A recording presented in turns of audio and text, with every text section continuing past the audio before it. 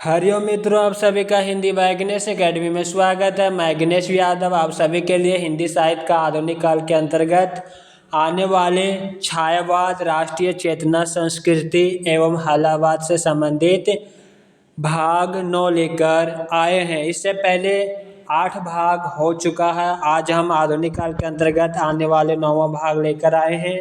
चलिए अब प्रश्नों को आरंभ करने से पहले हम यह बता दें कि यह प्रश्नों का संग्रह UGC net, GRF, TGT, PGT, KVS, jet, JTET आदि परीक्षाओं के लिए अति महत्वपूर्ण प्रश्नों का संग्रह है।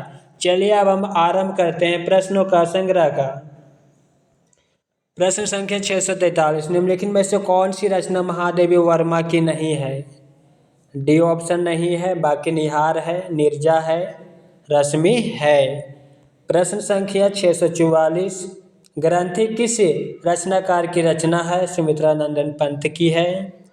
प्रश्न संख्या 645, छोड़ द्रुमों की मृदु छाया, तोड़ प्रकृति से भी माया, बाले तेरे बाल जाल मैं कैसे उलझा दो लोचन। उपयुक्त चर्चित पंक्तियों के रचनाकार कौन है? सुमित्रा नंदन पंत जी। प्रश्न संख्या 646, छायावाद के किस कवि की दार्शनिक पृष्ठभूमि उसके उत्तरार्ध रचना काल में विवेकानंद के विचारों से प्रभावित है? सूर्यकांत त्रिपाठी निराला। प्रश्न संख्या 647, निम्नलिखित में से सूर्यकांत त्रिपाठी निराला की किस कविता में अर्थातवादी चेतना स्पष्ट रूप से दिखाई देती है? किस में दिखाई देती है? ऑप्शन ए कुकुरमुत्ता में। प्रश्न संख्या 648 को देखते हैं।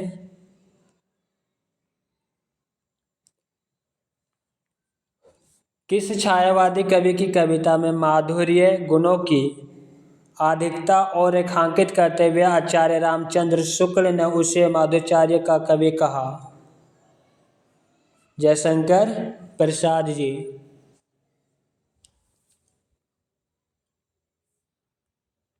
प्रश्न संख्या 649,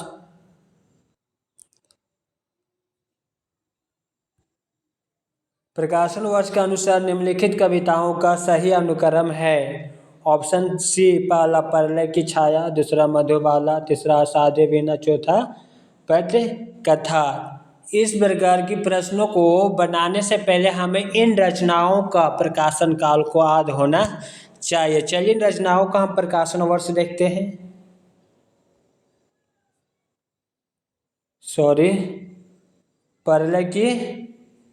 प्रलय की छाया 1925, मधुबाला 1936, आषाढ़ी वीणा 1961, पत्रकथा 1972 ईस्वी। प्रश्न संख्या 650 को देखते हैं। निम्नलिखित काव्य पंक्तियों को उनके रचनाकारों के साथ सुमेलित कीजिए। पंक्ति किसकी है वो यहाँ पे पूछा जा रहा है।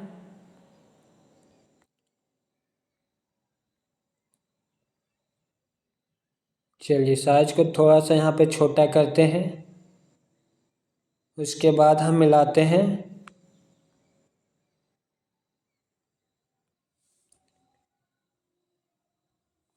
ऑप्शन ए, दुखी जीवन की कथा रही, क्या कहूँ आज जो नहीं कहीं। किसकी पंक्ति है यह पंक्ति है हमारे निराला जी की। अब दूसरी पंक्ति को देखते हैं। मैं दिन को ढूंढ रही हूँ जुगनू की उजियाली में, मन मांग रहा है मेरा सिकता हीरक प्याली में।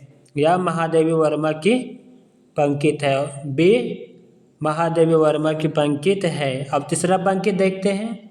रोज सवेरे में थोड़ा सा अतीत में जी लेता हूँ, क्योंकि रोज शाम में थोड़ा सा भविष्य में मर जाता हूँ। यह पंक्ति किसकी है? यह पंक्ति हमारे अज्ञेय जी का है। अब चौथी पंक्ति देखते हैं।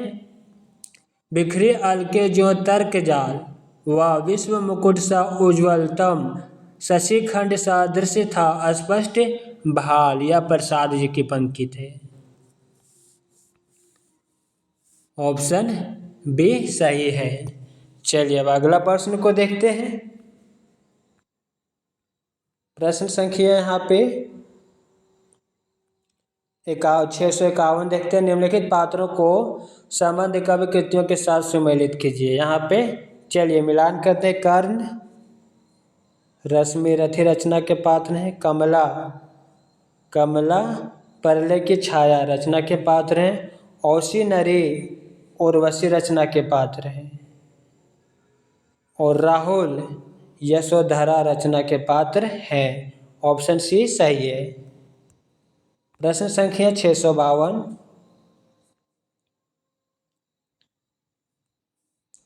लहर किस विधा की रचना है?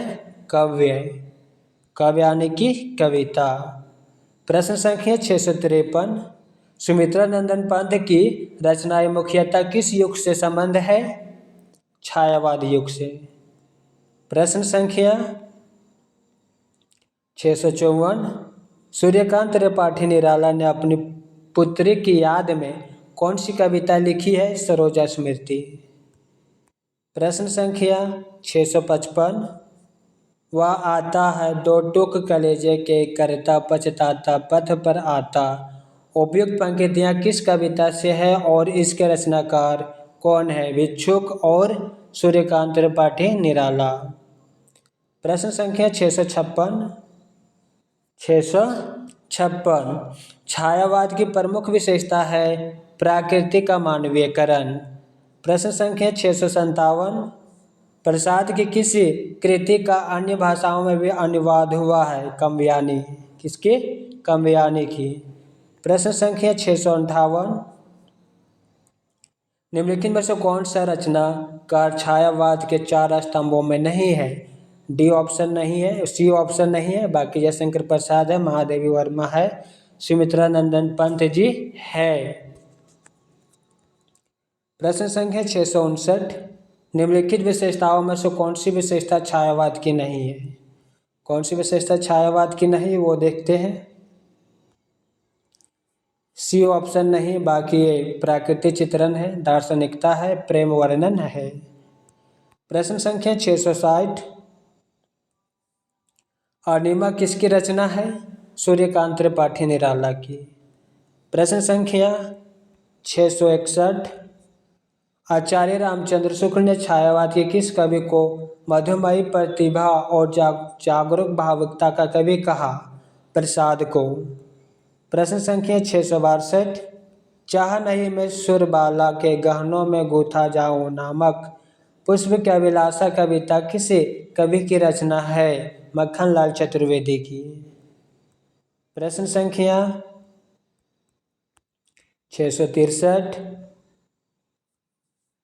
कौन सा काव्य संग्रह सुमित्रा नंदन पंत की नहीं है? डी ऑप्शन नहीं है। पल्लव है, गुंजन है, ग्रंथि है। प्रश्न संख्या 664। इनमें से कौन छायावाद के कवि नहीं है? डी ऑप्शन नहीं। बाकी जयशंकर प्रसाद है, सूर्यकांत त्रिपाठी निराला है, सुमित्रा नंदन पंत जी है। प्रश्न संख्या 665।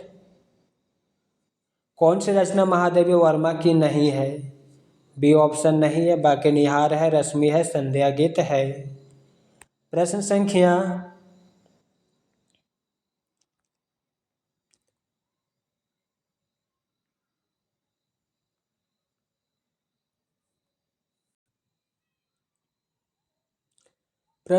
666। निराला की किस रचना में प्रबंधात्मकता है? तुलसीदास। प्रश्न संख्या 667। निम्न पंक्तियों की गणना किस काव्य धारा में होती है? मेरे प्रियतम को भाता है तम के पर्दे में आना, रहस्यवादी। प्रश्न संख्या 668। ना जाने दुलक ओस में कौन खींच लेता मेरे दीर्घ मौन पंत की किस कविता की पंक्ति है? मौन निमंत्रण। अब हम यहाँ पे स्टार्ट करते हैं प्रगतिवाद। आधुनिक काल के अंतर्गत 3 खंड को हम समाप्त कर चुके हैं। भारतेंद्र युग, द्विवेदी युग, छायावाद युग, राष्ट्रीय चेतना और हलावाद। इतने सारे टॉपिक हम आधुनिक काल के अंतर्गत समाप्त कर चुके हैं। अब हम प्रगतिवाद आरंभ करेंगे या भी आधुनिक काल के ही अंतर्गत आते हैं। चलिए। जनता मुझसे पूछ रही है क्या बतलाऊं, जन कवि हूँ मैं साफ कहूँगा क्यों हकलाऊं। पंक्ति किसकी है? नागार्जुन की। प्रश्न संख्या 670, निम्नलिखित में से कौन सा काव्य संग्रह नागार्जुन का नहीं है? कौन सा नहीं है? ए ऑप्शन नहीं है, बाकी युगधारा है, प्यासी पथराई आंखें है, तुमने कहा था ये भी है। प्रश्न संख्या 671, प्रगतिवाद आंदोलन के सैनिक रूप का उल्लेख किस साहित्यकार ने किया है? मुक्तिबोध ने। प्रश्न संख्या 672, तुम्हें सौंपता हूँ किसकी काव्य रचना है? त्रिलोचन की। प्रश्न संख्या 673, निम्नलिखित में से कौन सा तत्व मार्क्सवादी चिंतन के पक्ष में नहीं है? डी ऑप्शन नहीं, बाकी आधार और अधिरचना है, प्रतिनिधि पात्र है, वर्ग संघर्ष है। प्रश्न संख्या 674, बादल को घिरते देखा है कविता से संबंधित सही तथ्य है? कौन सा सही तथ्य है? डी ऑप्शन सही है। एक तो चौथा देखते हैं, 2 और 4। नागार्जुन का बादल कल्पना प्रसूत नहीं है, इसमें किन्नर किन्नरियों के स्वच्छंद जीवन के अनुभूत्यात्मक चित्रण है। ऑप्शन डी सत्य है। प्रश्न संख्या 675, नींद के बादल काव्य संग्रह के लेखक कौन है? केदारनाथ अग्रवाल। प्रश्न संख्या 676, वह चिड़िया जो कविता के रचयिता हैं? केदारनाथ अग्रवाल। प्रश्न संख्या 667 देखते हैं, कितना सौभाग्यशाली है वह समुद्र जिसे पर्वतराज हिमालय की इन 2 बेटियों को हाथ पकड़ने का श्रेय मिला। प्रस्तुत पंक्ति में निहित इन 2 बेटियों का वर्णन किन 2 नदियों के संदर्भ में है? सिंधु और ब्रह्मपुत्र। प्रश्न संख्या 678, मार्क्सवादी चिंतन से प्रभावित हिंदी की प्रमुख साहित्य परंपरा है? प्रगतिवाद। प्रश्न संख्या 679, वेदनाथ मिश्र किस कवि का वास्तविक नाम है? नागार्जुन का। प्रश्न संख्या 680, आज नदी बिल्कुल उदासी सोई थी अपने पानी में, यह किस कवि की कवि पंक्तियां हैं? केदारनाथ अग्रवाल की। प्रश्न संख्या 681, निम्नलिखित में से असत्य कथन कौन सा है? बी ऑप्शन असत्य, बाकी जो सत्य है उसे देखते हैं। द्वंद्वात्मक भौतिकवाद मार्क्सवाद का दार्शनिक दृष्टिकोण है। क्रिप्टोफर कॉडवेल की कृति इल्यूजन एंड रियलिटी मार्क्सवादी साहित्य चिंतन की महत्वपूर्ण पुस्तक है। डी मार्क्सवादी साहित्य चिंतन के मूल उद्देश्य कला और साहित्य को समाज परकता एवं ऐतिहासिकता परिप्रेक्ष्य में उसकी अवधारणा के साथ साथ जनता माने जा सकते हैं। ए, सी और डी सत्य, बी ऑप्शन गलत। प्रश्न संख्या 682, डॉक्टर नागेंद्र ने प्रगतिवाद का आरंभ काल माना है? सन 1936 ईस्वी। प्रश्न संख्या 683, काम अध्यात्म की समस्या निम्नलिखित में से किस रचना में उठाई गई है? किस रचना में उठाई गई है? सी ऑप्शन उर्वशी में। प्रश्न संख्या 684, निज के ही उन्मादक परिमल के पीछे धावित हो कर वाक्य का तात्पर्य है अपनी ही अंतःशक्ति को न समझ पाने से व्यर्थ भटकना। प्रश्न संख्या 685, फूल नहीं रंग बोलते हैं किसका कविता संग्रह है? केदारनाथ अग्रवाल का। प्रश्न संख्या 686, नागार्जुन का वास्तविक नाम है? वेदनाथ मिश्र। प्रश्न संख्या 687, कौन सा कथन सही नहीं है? कौन सा कथन सही नहीं है? सी ऑप्शन सही नहीं, बाकी जो सही है उसे देखते हैं। सर्वहारा के प्रति प्रगतिशील कवियों की पूर्ण सहानुभूति है, सत्य कथन। शिवमंगल सिंह सुमन प्रमुख प्रगतिशील कवि हैं। प्रगतिशील कविता में पूंजीवाद और पूंजीपतियों के प्रति प्रबल आक्रोश है। ए, बी और डी सही है, सी ऑप्शन गलत है। प्रश्न संख्या 668।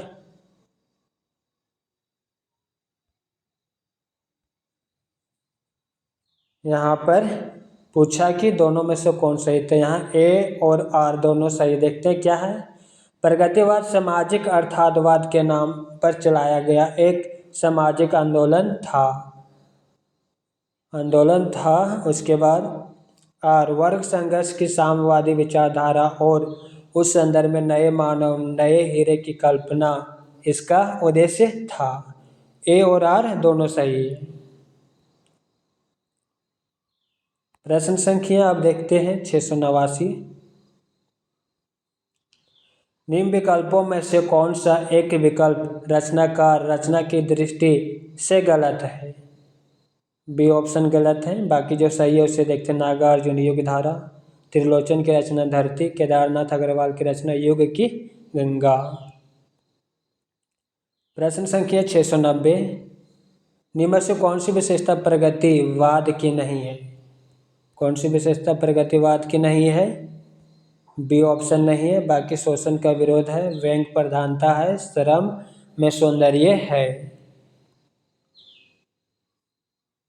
प्रश्न संख्या 691 देखते हैं। प्रयोगवाद के बाद हिंदी कविता की जो नवीन धारा विकसित हुई उसे क्या कहा जाता है? नई कविता। प्रश्न संख्या 692। ना कोई छोटा ना कोई बड़ा, मेरे लिए हर एक आदमी एक जोड़ी जूता, किसकी रचना है? धूमिल की। प्रश्न संख्या 693। निम्नलिखित में से कौन से प्रगतिवादी मूल्य नहीं है?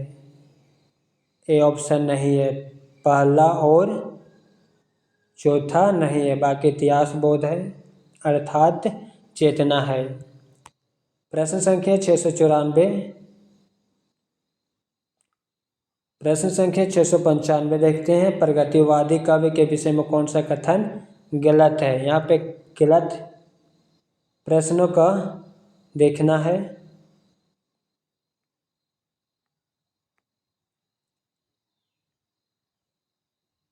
यहाँ पे सी ऑप्शन गलत है। बाकी जो सही उसे देखते हैं। शोषण मूलक लोकतंत्र पर प्रहार किया गया है, सत्य कथन। इस प्रद्वंदात्मक भौतिकवाद का प्रवाह है, सत्य कथन। इसमें शोषितों के प्रति सहानुभूति है, सत्य कथन। प्रश्न संख्या 696। किस प्रगतिवादी कवि ने सीता प्रखंड काव्य रचना की है? नागार्जुन ने। प्रश्न संख्या 697।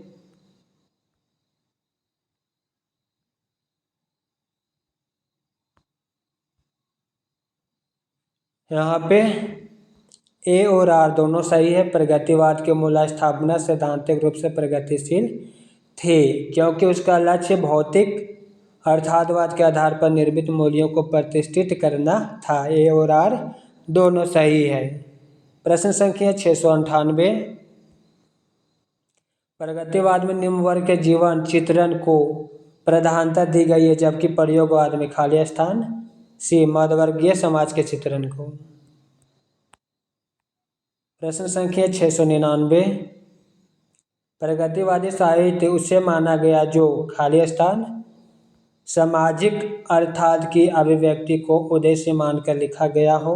बी, द्वंदात्मक भौतिकवाद की प्रेरणा से लिया गया हो।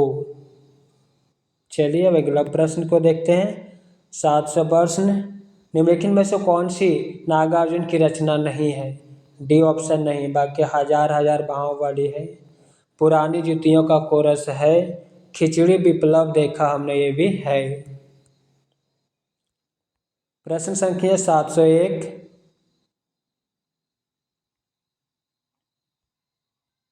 प्रगतिशील लेखक संघ का प्रथम अधिवेशन किस सन में हुआ था? 1936।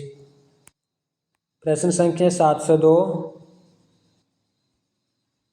मनोरंजन के कई और साधन निकल आए हैं तभी व्यभिचार घटेगा। यह कथन किसका है?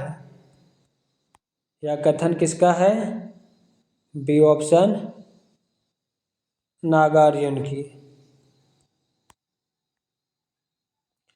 प्रश्न संख्या 703, कौन सा कवि प्रगतिवाद से संबंधित नहीं है? बी ऑप्शन नहीं है, बाकी केदारनाथ अग्रवाल है, त्रिलोचन शास्त्री है, नागार्जुन है। प्रश्न संख्या 704, प्रगतिवाद को वर्ग संघर्ष की प्रेरणा मिली है? कार्ल मार्क्स से। प्रश्न संख्या 705, हिंदी में प्रगतिवाद का आरंभ हुआ है 1936 ईस्वी। प्रश्न संख्या 706, निम्न में से कौन सी रचना नागार्जुन की नहीं है? नहीं है, बी ऑप्शन नहीं, बाकी प्यासी, पथराई आंखें है, तुमने कहा था ये भी है, युगधारा है।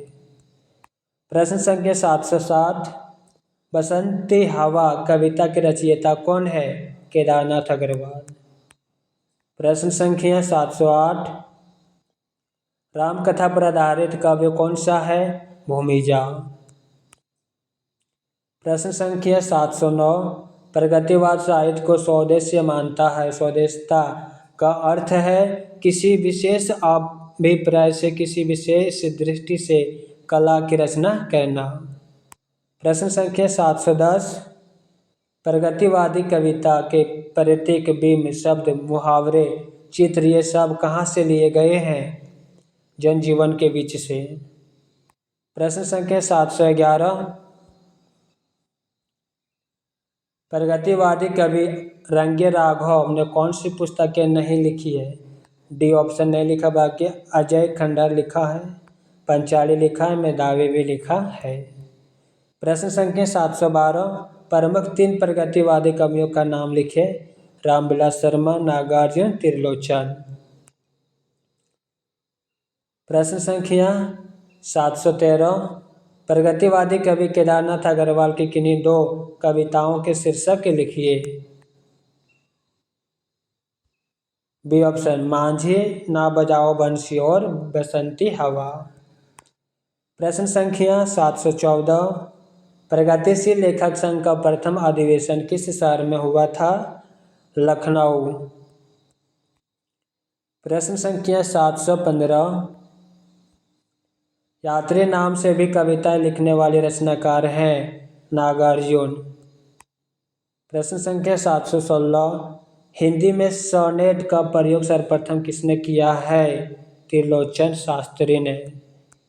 प्रश्न संख्या 717, प्रगतिशील लेखक संघ के प्रथम अधिवेशन के अध्यक्ष थे प्रेमचंद्र। प्रश्न संख्या, आज की क्लास यहीं पर समाप्त करते हैं। बाकी और प्रश्न को अभी हम टाइप नहीं किए हैं, उसे टाइप करके वीडियो बनाएंगे। तो अगला क्लास में हम और बचे हुए प्रश्नों का संग्रह लेकर आएंगे। प्रश्न कैसा लगा कमेंट में अवश्य लिखिएगा, साथ ही अपने मित्रों को शेयर अवश्य कीजिएगा। हरि ओम।